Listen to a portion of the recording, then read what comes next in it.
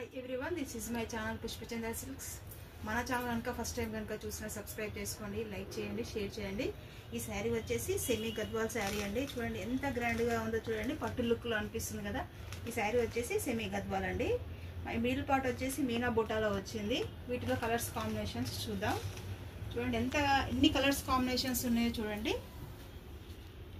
ఏ శారీకి ఆ శారీ చాలా అంటే చాలా బాగున్నాయండి. కలర్ కాంబినేషన్స్ వచ్చేసి చాలా స్మూత్గా ఉంటుంది.